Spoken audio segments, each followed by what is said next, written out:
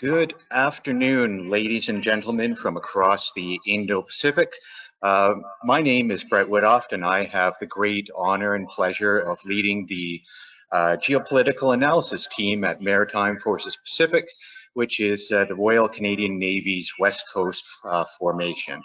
My office, among other things, organizes the Maritime Security Challenges Conference in partnership with a few other great teams that I'll mention in a moment.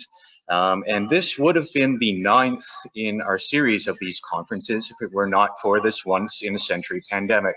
So thanks to all of you and for our partners and for our speaker in helping us make this transition amid this unpleasant time. I'd like to thank some of those partners now, notably the Navy League of Canada and the Daniel K. Inouye Asia Pacific Center for Security Studies. They've been absolutely instrumental in putting together this series, and I thank them very much for their continued support on this. As well, I must thank our sponsors, Lockheed Martin, General Dynamics, Canadian Defense Review, Esprit de Corps, and Vanguard Magazine for their support in making this happen. With that preamble out of the way, it is my deep honor in order to introduce our moderator for this afternoon or evening or wherever you are, and that is Commodore Angus Topshee here at Maritime Forces Pacific. So Commodore Topshee has served for over 20 years with the Royal Canadian Navy, starting with HMCS Winnipeg in 1997.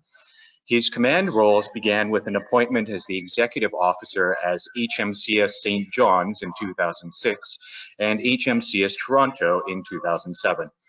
In July of 2009, he received his first full command, that of HMCS Algonquin, the flagship of Canada's Pacific Fleet, with his deployments including Operation Podium, which was security for the 2010 Vancouver Olympics, and Operation Pacific Amistad, a deployment to the Central and Western Pacific. After completing his command of Algonquin, Commander Topshee deployed to Afghanistan as part of the NATO training mission to Afghanistan, where he spent a year in Kabul as the director of the Afghan National Police Training Operations. He assumed his current role as commander of Canadian Fleet Pacific in July of 2018, which is the rough equivalent of the U.S. Navy's Pacific Fleet Command. Sir, over to you, if you please.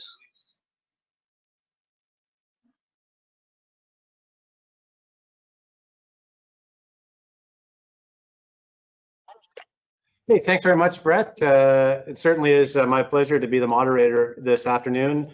And I wish that I could welcome everybody physically to Victoria, but unfortunately, the pandemic has forced us into a more virtual mode. But hopefully this has extended the reach of our conference. And as Brett said, I really appreciate the fantastic support by all of our sponsors.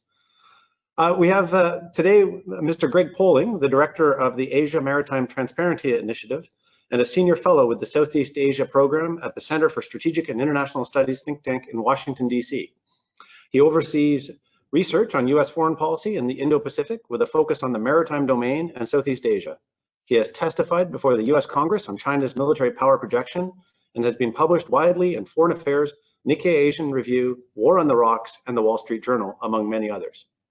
Mr. Poling earned his MA in International Affairs from American University and a BA in History and Philosophy from St. Mary's College of Maryland. He has a forthcoming book on the U.S. involvement in the South China Seas coming up. And I think, Greg, we're all very interested to hear what you have to say today. I will note before I pass it over to Greg that if you have questions, you can enter them into the chat at any time.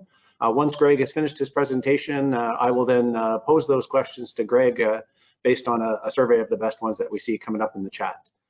So Greg, very excited to hear what you have to say today. Over to you. Well, thank you so much, Commodore Topshee. It's a real honor to be invited. I really wish, like I imagine most of the attendees do, that we could have made the trip in person. Let me start at the top by thanking the Royal Canadian Navy and the Navy League of Canada and APCSS for the opportunity, and especially to Brett for extending the invitation in the first place and bringing me in. I would like to start my presentation with a bit of an overview of why we're still talking about the South China Sea in 2020 to begin with. And as an American and somebody who works in Washington, I'm going to frame my remarks mainly through the U.S. lens, but I think most of the national interests that I'm going to talk about are shared not just by the US, but by Canada, by most of our allies in NATO, as well as the Australians, the Japanese, and increasingly the Indians and others. So when we talk about the South China Sea dispute, when we hear that language, we're really engaging in a bit of a misnomer, because there are two different disputes in the South China Sea. One that involves us as the international community and one that doesn't. So the first and the older dispute is the one that really doesn't involve us, right? That is the territorial dispute over who owns which of several hundred small rocks and reefs scattered throughout the South China Sea. This is a map of the current status of occupation of those rocks and reefs. We're talking about 4 different island groups. To the north, you have the Pratas Reef and Pratas Island, which are occupied by Taiwan, have been since the end of the Chinese Civil War, but still contested by China. Off the coast of the main Philippine island of Luzon, you have Scarborough Shoal, which at one time the US considered American territory, was transferred to the Philippines in 1945, was under Philippine administration until 2012, and is now controlled by the Chinese Coast Guard. And then the 2 main island groups, the Paracel Islands to the northwest, which for most of the post-war period were split between Chinese and Vietnamese occupation. They have been in Chinese hands since 1974, when China invaded and drove the South Vietnamese forces off those islands. And in the south, you have a morass, the Spratly Islands, which are the largest in dispersion, but the smallest in actual size of each island. Nobody occupied these islands for most of recorded history. They were occasionally used as stopping grounds for fishermen, but that was about it. Today, you have Vietnamese forces occupying about 24, depending on how one counts what is really an island. You have Philippine forces on 9, Chinese on 7, Malaysian on 5, and Taiwanese troops still on 1. And for the US, for Canada, for Europe, traditionally the position for the better part of a century has been, we don't want to get dragged in to historical arguments that really have no answers over who owns which rock and which reef. We do, however, insist that the disputes be resolved peacefully and in accordance with international law. The US has a special interest here in that right now, the Philippines is the last US ally in the dispute. And for most of the post-war period, all of the claimants, or all of the occupiers in the Spratlys, were at the same time US allies. So until 1975, all of the occupants in the Spratlys, the Republic of China on Taiwan, South Vietnam, and the Philippines, were US treaty allies, and the Americans just wanted to keep everybody from fighting. The second dispute in the South China Sea is the one that really involves direct global equities, though, and that is the dispute over waters and seabed and airspace. And these interact with the islands, especially in that the islands also generate their own maritime zones, but they are distinct. And what makes them distinct is the 9-dash line, China's claim to effectively all of the South China Sea. Taiwan also shares this claim. In fact, the claim originated in the 1930s and was formalized in 1947 by the Republic of China government. But Taiwan's claim has experienced a little less expansion, a little less growth than China's. It is still unclear that Taiwan is claiming more than just islands. China is quite explicit. Chinese law since 1998 has said that in addition to all of the maritime zones to which Beijing is entitled under international law, the territorial sea, the exclusive economic zone, the continental shelf, Beijing also claims ill-defined historic rights throughout the entirety of the 9-dash line. Now, state practice by China over the last 30 years, 20 years, has shown us what exactly that historic rights encompasses. China demands rights to all fishing, at least a share of all fisheries in the South China Sea. China demands rights to all oil and gas resources and other seabed resources. China also demands law enforcement rights and the ability to restrict foreign military activities. It has been demanding, as part of any negotiation with ASEAN since the mid-1990s, that third-party military activities be banned from the South China Sea without prior permission from Beijing. And so these are not hypotheticals. We know that this is what China demands through its historic rights. Since 1995, the US State Department has consistently been issuing statements that says that in addition to peaceful resolution of the territorial disputes, US national interests are also wrapped up in the idea that the 9-dash line is illegal and that it illegally violates the rights of third parties, foreign navies in particular, but increasingly all kinds of freedom of the seas for US partners and allies to fish into oil and gas, etc. And so these twin concerns, that of peaceful resolution, the fear that a resort to force, particularly by China, could destabilize the region and undermine the credibility of the United States as a regional security provider.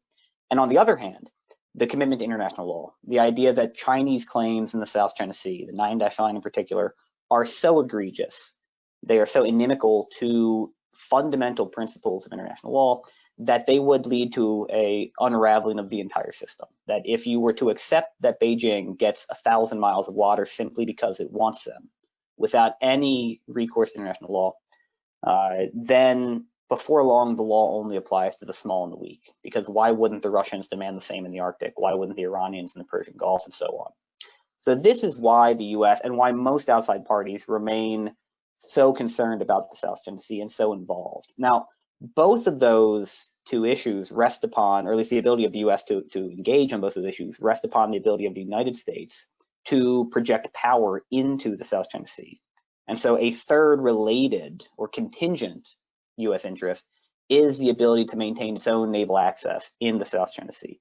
But I would caution against us viewing this as a strictly Sino-US military issue, because at the end of the day, one must ask, why does the US want to maintain a presence in these waters? And it is to secure US national interests. It's not for its own purposes, right? If you went to the American people and say, well, we have to risk conflict with China to sail the Seventh Fleet off the Paracel Islands, and the American people said, why? And you say, well, just because, that's not going to fly. There must be deeper underlying US and international equities at stake.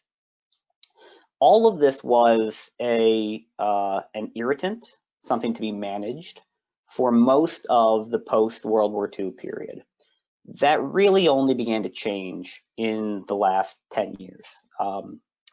So rather than being something that flared up and then was quickly pushed down, since 2009, we have been locked in this cycle of consistent escalation in which tensions and the threat of violence in the South China Sea have only grown and grown and grown. In 2009, China submitted the 9-dash line as the official boundary of its claim for the first time to a UN body. That provoked a series of diplomatic protests and legal maneuvers. In 2012, China seized control of Scarborough Shoal from the Philippines, as I mentioned, which did severe damage that the US is still dealing with to perceived credibility of the US Mutual Defense Treaty with Manila. And in response to that, the Philippines filed an arbitration case, a landmark arbitration case against China's claims. China responded to that act by launching an unprecedented campaign of island building. In December of 2013, large suction cutter dredgers from China showed up at Fiery Cross Reef and began digging up pristine coral and dumping it on top of the reef. Over the next 2 years, China did that at all 7 of the underwater, mostly underwater or entirely underwater in some cases, reefs that it occupied in the Spratlys. And the result was the creation of 3,200 acres of new land out of nowhere. At the same time, it also built several hundred acres of land in the Paracels to expand its holdings there. 3 of the Spratly Islands became full naval and air bases. One of those is this one, Mischief Reef. Mischief is the largest now of China's islands. Before the island building started, there was not one speck of dry sand at Mischief Reef.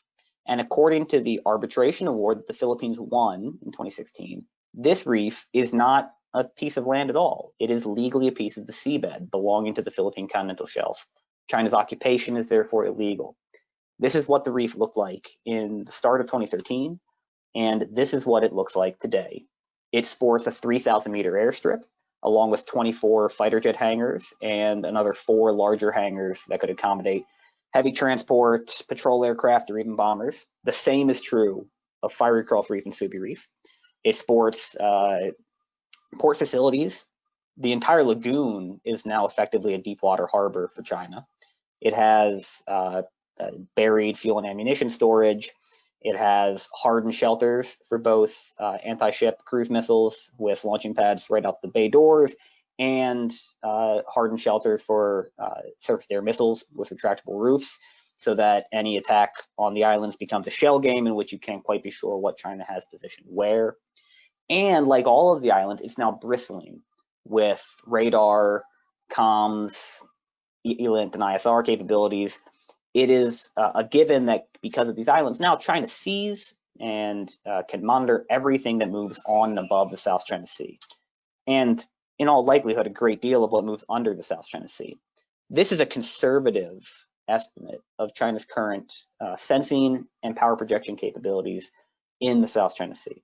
So in addition to being able to monitor everything and being able to defend these islands far more than I think some snide comments would suggest, they are not just target practice. These are large and relatively resilient facilities. China can now also project air power over every capital in Southeast Asia without having to refuel. And there is a great deal of thinking still to be done about how these provide a multiplier for Chinese power projection beyond the South China Sea. The ability of Chinese aircraft carriers, for instance, to operate in what is effectively increasingly a Chinese lake and therefore project power into the Western Pacific, over the Strait of Malacca, and into the Western Indian Ocean. But the biggest change to the status quo is not in the military domain. China is not looking for a fight with the US Navy or anybody else. Beijing's strategy rests upon the ability to push the Southeast Asian parties out of the South China Sea without resorting to force, and thereby convince them that the US is a paper tiger, that they now live in an Asia Pacific dominated by Chinese rulemaking, and they should just get used to it. And the two forces that China uses for that are not really the PLA Navy. They are the China Coast Guard, and what I'll get to in a minute, the Maritime militia. So the China Coast Guard, before 2013 and 2014, operated in the South China Sea in the paracels. They kept watch at Scarborough Shoal, and otherwise they operated from Hainan and the southern coast. And they would come out and they would do patriotic patrols and then have to go back home 800 or 1,000 miles away. Now that the China Coast Guard is able to forward deploy in the Spratly Islands, it has been a real game changer. There is a China Coast Guard presence at submerged reefs and symbolically significant oil and gas fields off the coast of the Philippines, Malaysia, and Vietnam every day of the year. And that has been the case since at least 2017. The frequency and the number of those patrols is only increasing. And keep in mind, this is already the world's largest Coast Guard.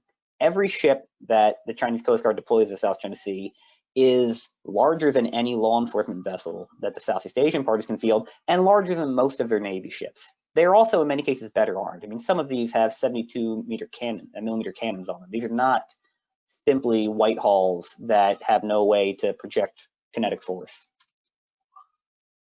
The most visible way we've seen these used over the last 2 years is that China has made a decision that it is going to actively enforce its claim to historic rights over the seabed. Nobody is going to drill for oil and gas in the South China Sea or explore for oil and gas without Beijing's permission, even in oil and gas blocks that have already been developed. So this is a case last year in which Rosneft, the Russian company, tried to drill a new production well next to a well they already had that they've been operating for over 10 years. The China Coast Guard showed up immediately, and it spent the next 4 months playing a game of chicken, not with the rig and not with the Vietnamese Coast Guard that tried to stop them, but with the offshore supply vessels, the civilian boats coming back and forth from Vung Tau in Vietnam servicing the rig. The goal being to create an unacceptable level of risk for commercial actors. When the Vietnamese, to their credit, didn't back down, China decided to escalate by sending its own survey vessels into the Vietnamese EEZ, who operated up and down for 2 months, 3 months really. And at the height of this operation, there were over 100 ships involved, mostly militia boats, but also dozens of Coast Guard vessels on each side, who were either trying to block this survey or trying to protect it in the case of the Chinese. It was remarkably lucky that there was no accidental collision, given that both sides were really daring each other to make a mistake.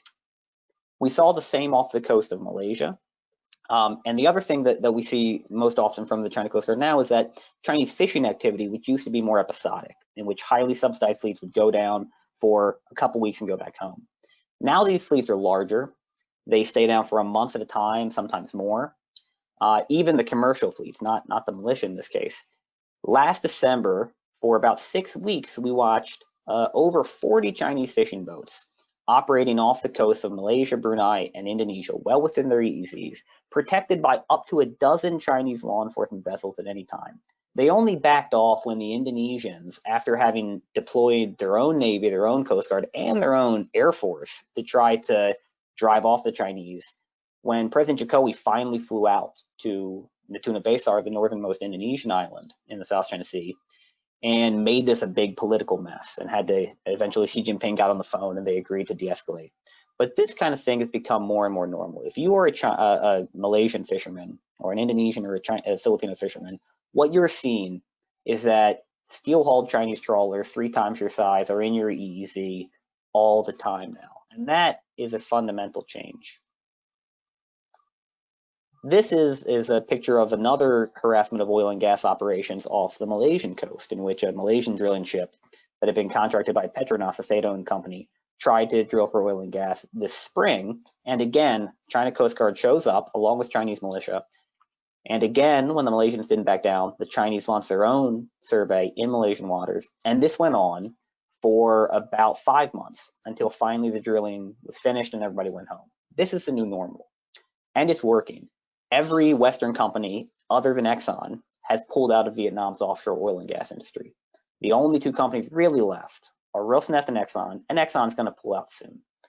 There are a couple of Japanese companies, but I seriously doubt they're going to do any real drilling. The Philippines is unlikely to be able to drill for any oil and gas without a Chinese company as their partner. The Malaysians are the last ones standing, along with Royal Brunei Shell. And we'll have to see how much pressure they're willing to put up with, but I seriously doubt that KL is going to Kuala Lumpur is going to deal with the kind of pressure that we've seen off the coast of Vietnam for long. Now, this is the Hyang Daejer 8. It's a survey vessel that China deployed off the coast of Malaysia during that standoff. And the thing to note is that most of the escort ships around it, they're not Coast Guard. They're paramilitary vessels. These are fishing boats that have been built with subsidies from the Chinese state that never seem to fish, at least not enough to turn a profit, and that are largely staffed by young former PLA soldiers who just got out of the service and changed one uniform for another and hopped onto a fishing boat. The China, what's in the West often called the People's Armed Forces Maritime Militia, we can just call them Maritime Militia, is the largest irregular maritime force in the world. It is mandated by Chinese law. China's 1982 military service law requires service in the militia once you leave the active service. And for fishing villages, that usually means service in the maritime militia, as opposed to the militia on land. This is a picture of Subi Reef, one of China's 3 large air and naval bases in the South China Sea. There are 100 boats in this picture, and they never fish. They average about 500 tons, 50 meters long. They are larger, again, than most of the Coast Guard vessels that the Southeast Asians can deploy. And all we ever see them do is hang out either in Chinese ports in the Spratlys, hang out around Southeast Asian occupied islands, serving as eyes and ears for the China Coast Guard, or most worryingly, engaging in the kinds of high-stake game of chicken that I just showed over oil and gas and fishing disputes. We published a large survey of their numbers based on a whole array of remote sensing technologies, and what we found is that as the infrastructure at the ports in the Spratlys was finalized over the course of 2017 and 2018, the number of militia boats spending their time out there increased exponentially. To this day, there are an average of 300 fishing boats riding at anchor at Mischief and Subi Reef, often for weeks at a time. And anybody who knows any commercial fisherman knows that the last thing you do with your fishing boat is ride at anchor, not fishing. Every day you are out there burning fuel is a day you're losing money, unless, of course, you're being paid by the Chinese government to do something other than fish. Shortly after we published that report, we got proof when the Philippines decided to finally upgrade the crumbling infrastructure, including this runway, at its largest island in the Spratlys, called Titu, or Pagasa in Tagalog. This picture is from December 2018. You're seeing a barge pulling up with a couple of backhoes and some other construction equipment and a little bit of sand. They're going to build a beaching ramp, dig out a small fishing harbor, and eventually try to repair that runway that's fallen into the ocean. The same day that picture was taken, 95 Chinese fishing boats poured out of Subi Reef, which is just 12 miles from that Philippine island. And they dropped anchor between 2 and 5 miles from Titu, the island I just showed you, which is just off the right side of this picture. And they sat there and rode at anchor for the next, what are we at now? Almost 2 full years, 20 months or so. The numbers have fluctuated, but since that day in December, excepting a handful of bad storms, there has been about between a dozen and up to 100 Chinese militia boats hanging out within 2 miles of T2 Island every single day of the year. Every time we look at them, nobody has nets in the water. Nobody seems to be broadcasting AIS. The China Coast Guard is there keeping watch. All they seem to do is sit there and watch and provide an implicit threat to the Filipinos. The last thing I want to touch on very quickly, and I know that I'm already probably over time, is the environmental cost here. The dredging that China did to build these islands involved not just the construction of 3,200 acres of reef, but digging up about 15,000 acres of reef to make that sand. Every time the dredgers showed up, what we witnessed was they were preceded by a fleet of poaching vessels from Hainan, southernmost Chinese island. These clam digging vessels from Tanmen, Tanmen village in Hainan, would go out. They would have specially reinforced brass motors. They would anchor on top of shallow reefs, get in the water, and just use their outboard motors to dig up the reef so they could easily lift out giant clams, which are endangered, protected by international law, and illegal to sell in China. Over the course of 3 to 4 years, before and during the island building campaign, these Chinese clamming fleets purposely dug up 25,000 acres of reef in the South China Sea. So we're talking about a combined 50,000 acres of reef intentionally destroyed. The worst intentional destruction of marine habitat in history. This is a picture taken during a diving exhibition by a colleague of mine in 2014 around T2 Island. It is an overfished reef, but it is relatively healthy. Then he went over to the reef 1.5 miles west and found this. This is what most of the South China Sea reefs look like today, a boneyard. And it hasn't stopped. The clammers went home for about 2 years, largely as a result, we think, of Xi's anti-corruption campaign in China. And then they showed up again in mid-2018. This is a reef in the Paracels. Every one of those wisps of sand is coming off of an active digging operation. They've been so successful in digging up these reefs that there's nothing in the shallow water left. The old brass motors are not sufficient, so they've had to adapt. And what we are now seeing is that Chinese poachers are using methods usually reserved for marine salvage. A Philippine news crew spotted dozens of them at Scarborough Shoal early last year using high pressure water pumps. So what you see here are 2 men operating a water pump. One end is spewing out water, the other acts as basically a vacuum cleaner. And there's a third in the water in snorkeling gear holding this down on the lagoon of Scarborough Shoal. When the Philippine crew got into the water, they found dozens of piles of already harvested clams, spray painted, tagged by poaching crews so they could come back and collect them later. And everything else was dead, not just in the shallow reef surface and slope, but all the way into the middle of the lagoon. We have no idea how bad this is because it can't be monitored from space. And it's impossible to do on the ground surveys given the disputes. But what is clear is that this is the most productive fishing zone on the planet. The South China Sea accounts for 12% of global fish catch. Up to 50% of all the fishing boats in the world operate here, mostly small-scale fishers from the Philippines and Vietnam. Fish stocks were already down between 70 and 95% before this dredging and clam harvesting began.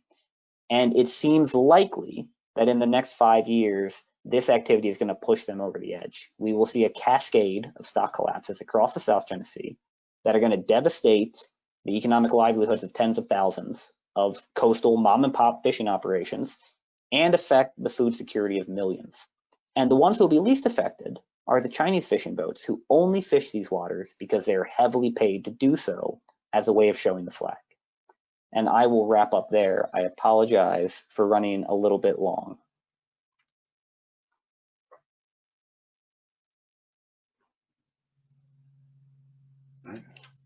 Hey, thanks a lot, Greg. That was a fantastic overview of the challenge in the South China Sea. And before I turn to some of the questions that we've got coming in, I'm curious, you've talked a lot about what's happening and about the challenge that, what China's done is not in a, compliance with UNCLOS. And, it's clear that these are also, even where they're low water elevations and things, that they're not entitled to a territorial sea, they're not entitled. But the reality of what they've now created in public perception is going to be that it's hard for anyone to argue it's not an island when it looks like an island. We're going to lose the perception game. China's military has basically made it impossible for anyone to go into that region if they don't agree with it, short of an aggressive kinetic campaign. So what is the path to resolution at this point? Is there, do you believe that China would even be interested, should we be able to figure out a way to broker an agreement where there's have to be some acceptance of what China has seized in the region? Or do they prefer to have this condition of instability that they can continue to exploit? So I'd be just curious in your thoughts as, is there a path towards a stable resolution of this? There is. I mean, it's a really great question, because one of the things that the whole international community, I think, has not been great at is clarifying our interests and stakes here, right? If you go back and listen to speeches from U.S. and Japanese and Southeast Asian officials, it is often a laundry list of bad behavior and concerns in the South China Sea. And many of them are now fait accompli. There is, as you pointed out, there is no putting the sand back in the ocean. These islands, this is the new status quo, and there is nothing that can roll back the clock on this that would come at a cost that we should consider acceptable. Kinetic force to change this situation is not acceptable. Our interests remain the preservation of international law and peaceful resolution of these disputes. So when we think about have we lost the South China Sea as external parties, my answer is still no. No country on earth has accepted the validity of the 9-dash line. Actually, most countries are increasingly vocal about how illegal the 9-dash line is. Two, China has still refrained from overt use of force. There's a reason that it's relying on the Coast Guard and the paramilitary forces, because it would rather get this through coercion than risk the escalation involved in using force. And so as long as we can maintain those two interests, then it is certainly, we have not lost, and it is still entirely possible, I think, to incentivize Beijing toward compromise. It's not going to be a compromise that we like. China's going to get more than it deserves. A lot of, not to use a pun, but these ships have sailed, right? We cannot, if we wanted to stop island building, we had to do it in 2014. We now have to accept that we've already lost several of these battles. We can still convince China that historic rights does not need to mean that it gets every drop of oil and every fish in the South China Sea. We can convince Beijing that having hundreds of ununiformed, poorly trained militia out there playing chicken with boats is not sustainable. We can convince Beijing that it has more to gain by preserving the international system it helped set. It wrote the rules of UNCLOS. It was in the room. Than it does tearing them up and being seen as a regional bully. But to do that, we also have to realize that the South China Sea is going to require a coalition approach, and it's going to have to rely on political and economic leverage more than military force. The military, whether it's the US or any other military, plays a role in capacity building and deterrence. We must prevent or dissuade China from using force, and we must help keep Southeast Asians in this fight as long as they can. But all of that is only buying time. And what it should be doing is buying time for an international campaign of diplomatic naming and shaming and economic cost imposition, the same way we treated the Russians after they annexed Crimea and supported paramilitaries in eastern Ukraine. And the difference between Russia and China is that China actually does still see itself as a global leader, and is. It does not have an interest in just being a spoiler the way Moscow does. If the costs were sufficient, Beijing could, I am convinced, be made to decide that its global equities, its interest in being a global leader, outweigh its desire to have every drop of oil at Reed Bank or every fish off Indonesia, and that will force it to seek compromise with the ASEAN states. Our role as outsiders should be to play bad cop, so that when the Philippines and Vietnam come to China and say, we have a fishing agreement that we'd like to talk about, that seems like a better idea than continued international isolation. Yeah, thanks. I think you're right. I think there's real potential there if we adopt a consistent and clear position, which of course is a challenge when you're talking about the different nations in the region. So I want to pick up on that with one of the questions we've got from the audience, which is some have characterized China's current jingoism as an indicator of weakness, not strength. So would you agree that this is a sign that China is pushing out to prevent internal problems or their own weakness, or is this an indication that they are as strong as they seem to be? I think we should neither over nor underestimate China, which is often how these debates are framed, right? We have been reading for the last 3 decades that either the CCP is, built on it's a house of cards that's about to collapse, and that has not happened, or we have to read about how China is 10 feet tall, and that's also not true. I think what is prudent is that we plan our policies around the idea that we are dealing with a strong, ambitious, but also quite thin-skinned and somewhat self-conscious China under Xi Jinping's leadership for the foreseeable future. And if that changes, we can be pleasantly surprised. But it would be foolhardy to plan our ideas around Chinese weakness, and then, I would much rather we plan for Chinese strengths and have overcompensated. That would be fine with me than plan for Chinese weakness and be proven wrong. Yeah, I think you're right that we have predicted the collapse of many regimes unsuccessfully over the things. We're always assuming that something that seems to be built on lies can't possibly continue, and yet somehow they always seem to do. So I'm interested now in terms of the dynamics of that. So clearly we understand the US position, but as we look around the region, there's other smaller and middle powers and other interested external powers. Canada's a Pacific nation, but not clearly in East Asia. So what are your suggestions for how small and middle powers can uphold their interests? Is there potential for countries to work together? Because there have been a lot of rivalries between the countries who may have a common interest against, pushing back against China. But is that going to be enough to overcome some of their own rivalries and disputes around their own borders? So there's going to be, individual differences between the capabilities and political will of each partner. But I think to be kind of broad about it, we can think of 3 different sets of parties in this coalition that I've talked about. One would be those like the US, like Canada, like Japan, Australia, increasingly the UK and perhaps France, who have vocally supported the 2016 arbitration. On the same day the award came out, both of our governments issued statements calling for China to comply. Those are the states that are necessary to impose diplomatic costs, right? These are the states that if this came up in the UN would vote for it, who would very clearly back a Philippine motion. These are the states who can be expected to raise it in Asian regional forums. These are the states who, if things continue to get worse, might consider supporting targeted financial sanctions on, say, Chinese fishing operations or oil and gas operations, things like that.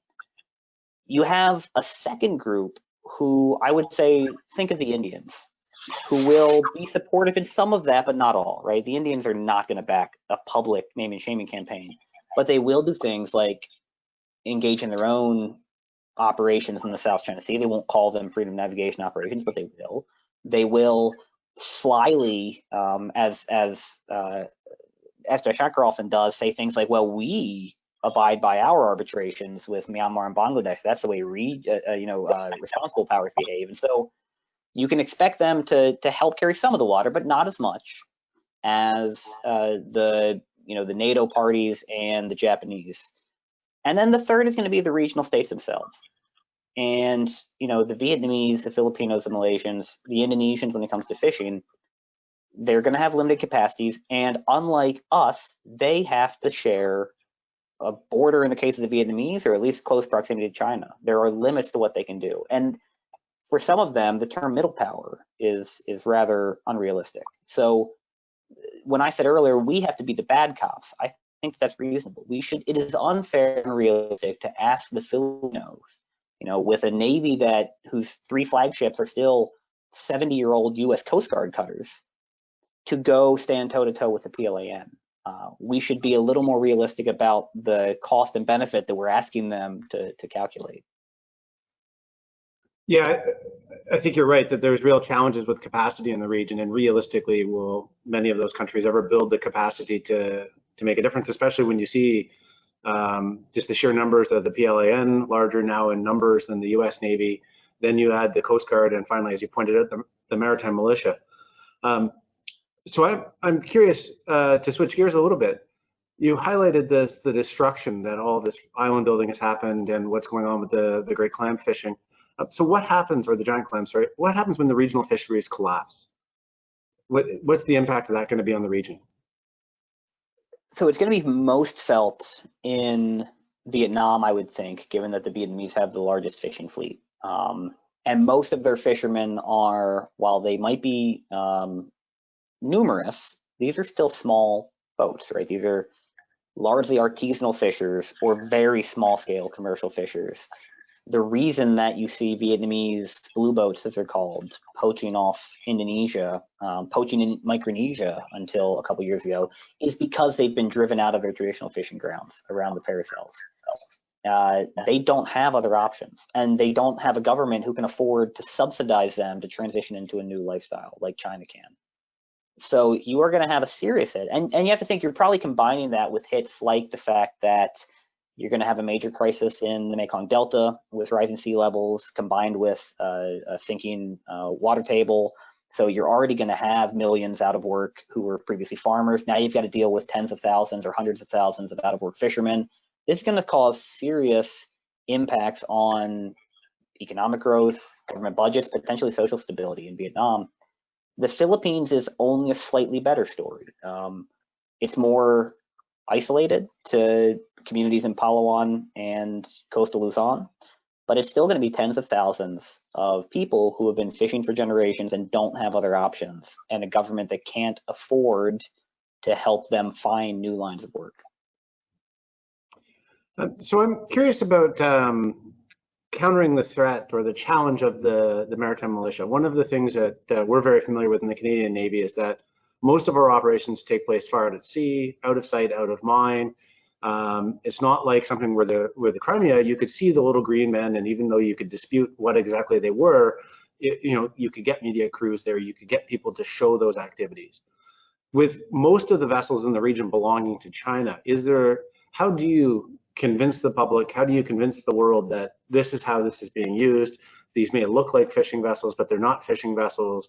When they use force, is there a way to capture that? How do we overcome the messaging problem that China's created for us, I think quite smartly, in creating something that's virtually impossible for us to push back against with force in a way where we don't seem as though we are taking to task poor innocent fishermen ourselves? It's a really complicated problem. It's telling that my initiative has been publishing satellite photos in near real time of China building artificial islands for years, and Beijing never really complained. I mean, I would still go have lunch with the political officers of the Chinese embassy, and they knew that the world was watching. When we started publishing data on the maritime militia, suddenly the trolls came out. Chinese state-owned enterprise, state-owned outlets like Global Times started publishing op-eds about how we were just making all this stuff up. Right? The point of the militia is its deniability, and so when you start to strike at that, it does clearly touch on Chinese sensitivities. I think one of the problems that we face has been well, part of it is the lack of maritime domain awareness in the region. So it is much easier to kind of hide. China is the only one that has eyes and ears on everything that goes on out there. The US can only fly so many P-8s. Maritime domain awareness in the Philippines in particular is still abysmal when you get farther than the territorial sea. And so part of this, I think, can be fixed by a lot of the work we're already doing in maritime capacity building and the revolution in remote sensing. So as we get more and more companies doing, SAR from space, and the price comes down, a lot of these remote sensing technologies will become more affordable to developing states, and they won't only be the domain of, Western navies. That's part of the answer. The other part of it has to be, to get back to kind of the coalition approach, the story can't come from the US. If it's just the Americans and the Japanese and the Australians, that's far too easy for the Chinese to knock down and say, this is just part of a containment plot. You need to have this come from a large coalition, preferably under the auspices of the United Nations. That's likely impossible with China, but at least under some kind of multilateral format. If you think of the the operations that we're engaged in right now. So you have US, Canadian, British, French, Japanese, I'm sure I'm missing a couple, Australian vessels and planes that have been flying over the East China Sea and the Yellow Sea for the last 2.5 or 3 years, photographing illegal Korean sanctions violations. And then, you know, that's rather complicated work to explain. I know that this boat's Chinese, I know that this one's Korean, and I know what they're carrying, and I know that they're doing it illegally. But nobody questions that. Nobody says that you're lying, right? Because it's happening under a system that's seen as having legitimacy. I think we need that kind of effort, that kind of coordinated naming and shaming campaign. And it's going to put, if you do it right, it puts considerable pressure on China. And as you've seen in North Korea, every time a Chinese company is clearly caught red-handed, smuggling coal or fuel or anything else in North Korea, Beijing throws that company under the bus. They are immediately disavowed. I think you could do much the same in the South China Sea, where Beijing will, once they are very clearly pegged as outlaws, Beijing will feign ignorance and say, oh my goodness, I had no idea that my fishermen were out there ramming Filipino fishing boats. We should do something about this. Yeah, there has been some success, I would say, in the East China Sea, just with the sanctions against Korea. And, you know, we've got HMCS Winnipeg over there right now. And just talking to the captain earlier this week, that challenge of sorting out everything that's going on in those waters is quite something. But it is true, we are able to document what's happening. It is a coalition effort, so it's starting to bear fruit. Some of the other things we're doing is we're working on naval exercises with partners in the region, as you mentioned. And I'm curious about how much risk do the South China Sea claimants and Asian take on when they do these naval exercises in the South China Sea? Is this something that's going to really get China upset to the point where they react? You know, should this be something that we continue to grow as an effort to sort of shrink the Chinese influence, or is it actually going to attract a sort of response where all of a sudden the maritime militia vessels are sailing their way through a formation of ships and trying to make things as complicated as possible? Yeah. To date, I'm not aware of any situation in which the Chinese have physically harassed or even all that loudly complained about bilateral, trilateral military exercises in the South China Sea vis-a-vis the Southeast Asians. They will complain and harass outside powers. You know, they've repeatedly engaged in unsafe conduct around U.S. Navy ships going to and from exercises. Indian Navy ships have been warned away in years past when they've been sailing to Vietnam for port calls. The Australians had one of their helicopter pilots hit with a laser just last year on their way from a joint exercise to Vietnam. And so China is far more concerned about trying to, I think, raise the risk and try to bully the outside parties out. Not so worried about trying to prevent the Philippine and Vietnamese navies from operating. That's not their concern.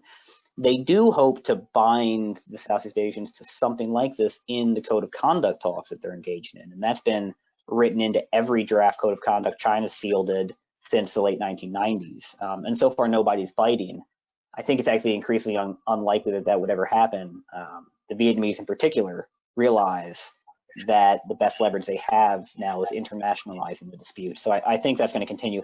There are limits to what we can expect South Asians to do, and one of them would be things like FONOPS. You know, you're never going to get, and it would be unrealistic and counterproductive to even ask.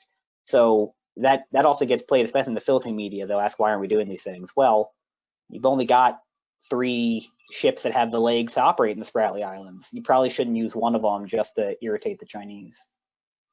Yeah, and FONOPS is one of those terms that means a lot of things to different people, and is a challenge for us in Canada when we talk about it. Which brings me to sort of another sort of question, right? So FONOPS are all about exercising freedoms of transit passage under UNCLOS, and yet the U.S. hasn't signed UNCLOS despite the recommendation for, I've lost track now, but I think it's the last 3 CNOs, the last 2 or 3 commandants of the Coast Guard. What do you think, and not to forecast how I think the election might go in a couple of weeks, but would we expect that a Biden administration might ratify UNCLOS, and would this make any difference at all? Maybe. So the U.S., yeah, I mean, it's increasingly hard. I don't know if it was ever really defensible, but it's increasingly entering the realm of the absurd. You're right. Every CNO since the Reagan administration has publicly endorsed UNCLOS ratification. Every Secretary of Defense, except for Donald Rumsfeld, has publicly endorsed ratification. Every state, and on and on and on. in 2012, when John Kerry was still chairman of the Senate Foreign Relations Committee, it was the last major push to try to get it ratified. And you had I don't remember how many stars they had on the military panel talking about how important this was national security. You had CEOs from major oil companies sitting next to representatives from environmental NGOs, telecoms companies, and labor unions. And all of them were agreeing with each other. There is no other issue on Earth in which Greenpeace and Chevron have the same opinion. And so the only reason it's not ratified is because you have a minority of one party who is allergic to the word United Nations.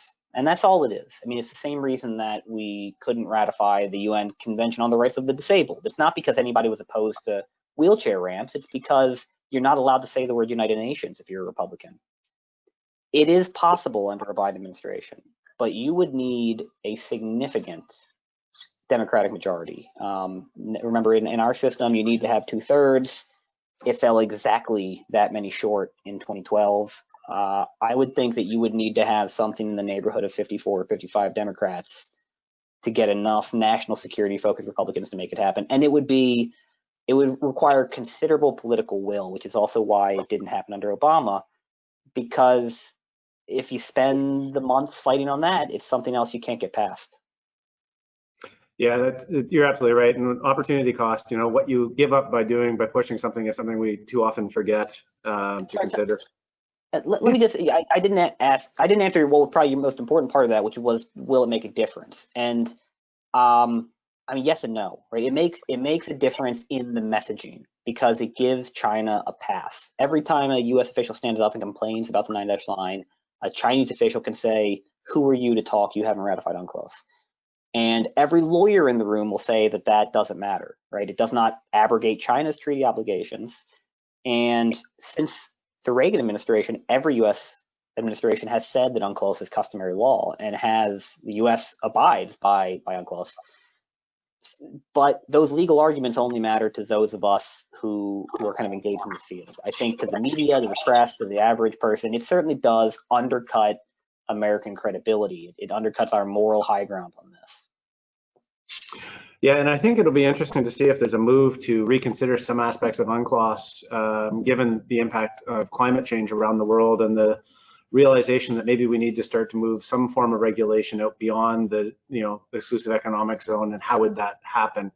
And if you go back and you read the accounts of the original negotiation of UNCLOS, the rights of countries with limited or no coastlines too were something that I wonder if China would try and play upon that fear that there's a bunch of countries missing out because they're not able to exploit the resources of the sea. And if they could use that to leverage a renegotiation of UNCLOS, that would be more in their favor. Certainly, I think the Arctic might be an area where they would use that as an example. It's the preserve of just these 8 Arctic nations. Why should they only be the ones to enjoy the benefits of all of that? So do you see a linkage between the South China Sea and China's position on UNCLOS there, and how they might view maritime disputes or issues in the Arctic or Antarctic around the world? Yeah, is that something that they might be looking to exploit? I'm not sure. So China's legal positions in the South China Sea, to be blunt, have not been very well thought out until the last 10 years. These were political decisions that were made for domestic reasons. The 9-dash line, the claim to historic rights, all of those were pretty recent inventions. There was a bit of a ratchet effect where some politician would change the meaning of these things little by little. And so over the years, Chinese lawyers had to find ways to catch up and rationalize the political decisions that were made on the South China Sea. And what they've come up with to date, especially since the 2016 arbitral award, is this idea of special cases, intertemporal law that predates UNCLOS, that gives China certain rights predating the treaty that only apply in the South China Sea. I've never heard a Chinese lawyer try to argue that this applies basically anywhere else. I mean, it's a fancy way of saying we get our own special regime of rules that only applies in this one case, and everybody else must abide by UNCLOS. And remember, China, as now calling itself a near Arctic state, whatever that means, has a pretty serious stake in trying to maintain the international waters and global common status of most of the Arctic, and I think would fight that pretty hard.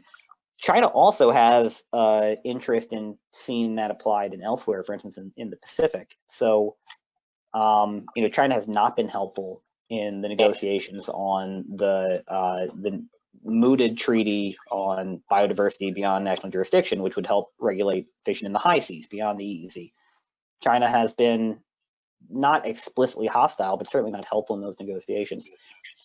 There are things that China would like to renegotiate, and I could imagine some of that being used as leverage. So you could envision a future UNCLOS 4 conference in which China, say, would negotiate on high seas status, something like BBNJ, in exchange for revisiting the rules for prior notification on innocent passage of foreign warships.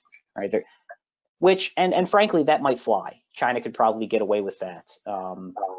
There are certain things in UNCLOS, including the status of foreign warships and innocent passage, in which China is certainly not alone in its complaints, and that specific provision actually had majority support at UNCLOS 2. The Soviets just couldn't get on board with the idea of prior notification instead of prior permission, and so we could very easily be living in a world in which we had to get Chinese permission before innocent passage. But my point being that there are things that need to be revisited in UNCLOS, and there are things that don't. Most of China's claims are in that second category, right? China's challenging established consensus rules that it helped write. But that doesn't mean that some of its gripes don't have a little standing. Yeah, and I think it would be interesting to see what traction they gained with other countries around the world and what sort of groupings would fall out in a renegotiation of UNCLOS. We've got time for one final question, and I'm interested in going back to something more specific. That the Philippines said that it's exploring joint development of reed bank with China. Is it feasible that the Philippines and China, do resource development together? Is this something that a country could trust China to hold themselves to? Probably not. The Philippines is stuck between a rock and a hard place here. For all the reasons I laid out in the case of Vietnam, it's almost impossible to imagine that any foreign oil company that's not Chinese would invest in Reed Bank or any other Philippine oil and gas block in the Nine-Dash Line. So the Philippines is stuck either not developing these resources or developing them with China. And under the Philippine Constitution and under the 2016 Arbitral Award, it can't actually do joint development with China. These are Philippine waters, the Philippine seabed. If they tried, there would be a domestic outcry. They would probably face restraining orders from their Supreme Court. And so the only way to do it is to convince the Chinese company, probably CNOOC, the China National Offshore Oil Corporation, to join a commercial venture under Philippine law. And that's what the Philippines now says they're trying to do. But they've been trying to do this for years. The company that owns Reed Bank's contract right now, Forum Energy, started negotiating with CNOOC in 2012 and it went nowhere. The bottom line is that it would require an enormous political concession from Beijing to allow a Chinese company to do that. And I've seen zero evidence that China's willing to do that. In 2018, when Xi Jinping visited Manila, he and Duterte, with great fanfare, signed an MOU on joint exploration for oil and gas. And here we are almost 2 years later, and there has been zero progress on implementing that MOU for exactly this reason. The MOU was so vague. China thought it said joint development. The Philippines thought it said a commercial deal. And that's a huge chasm for them to try to bridge. Well, thank you very much for that, Greg.